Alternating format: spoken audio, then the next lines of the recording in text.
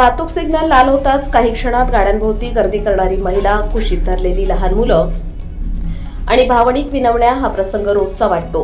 मात्र या दृश्यामागे दारिद्र्य नव्हे तर पैशासाठी चालवलेला नियोजनबद्ध व्यवसाय असल्याचं वास्तव तपासातून उघड झालं आहे. शहरात दररोज 2,500 रुपयांच्या मोबदल्यात एक महिला आणि 2 चिमुकली मुले दिवसभर भीक मागण्यासाठी उपलब्ध करून दिली जात असल्याचा गंभीर प्रकार समोर आला आहे. शहरातील क्रांती चौक, रेल्वे स्टेशन परिसर तसेच उच्चभ्रू मानल्या जाणाऱ्या कॅनॉट प्लेस या भागांमध्ये हे नेटवर्क बिनबुडाटपणे कार्यरत आहे. या टोळीशी संपर्क साधल्यानंतर दलालांनी थेट रेट सांगत भीक मागणाऱ्यांची उपलब्धताही दर्शवली. विशेष म्हणजे 24 तास पोलिसांचा बंदोबस्त असलेल्या क्रांती चौकातही हे रॅकेट निर्भयपणे सुरू असल्याचं स्पष्ट झालं. तपासादरम्यान समोर आलेल्या माहितीनुसार हे संपूर्ण जाळं भिक्षुकी प्रतिबंधक कायदा 1959 अंतर्गत स्पष्टपणे बेकायदेशीर आहे. त्यातच भीक मागण्यासाठी लहान मुलांचा वापर केल्याने बाल न्याय, मुलांची काळजी व संरक्षण कायदा 2015 कलम 76 लागू होत असून त्यामध्ये 5 वर्षापर्यंत कठोर कारावासाची तरतूद आहे.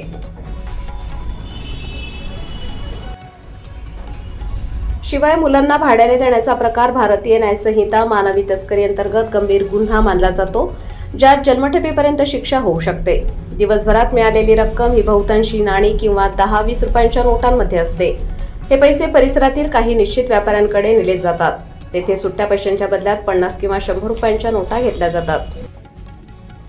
या प्रक्रियेत भिकाऱ्यांमधील एखादा पुरुष काही नोटा स्वतःकडे ठेवतो तर उरलेली रक्कम कंत्राटदारापर्यंत पोहोचवली जाते. रस्त्याच्या कडेला खेळणी विकणाऱ्या काही व्यक्तींमार्फत ही पैशांची देवाणघेवाण केली जात असल्याचंही निदर्शनास आलं आहे.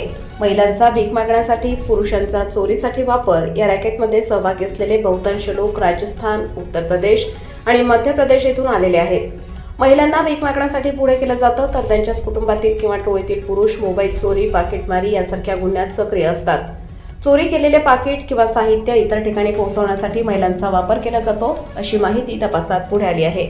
शहरातील वसंतराव नाईक चौक, सिडको, 7 हिल्स आणि क्रांती चौक हे या रॅकेटचे प्रमुख केंद्रबिंदू आहेत. या ठिकाणचे सिग्नल 90 सेकंदाहून अधिक काळ चालतात, त्यामुळे वाहनधारकांची अधिक वेळ संवाद साधून त्यांना भावनिक करून पैसे मिळवता येतात. याशिवाय जिथे नागरिक जास्त वेळ थांबतात अशा कॅनॉट प्लेस, निराला बाजार आणि दोन्ही बसस्थानकांवर विशेष लक्ष केंद्रित केलं जातं.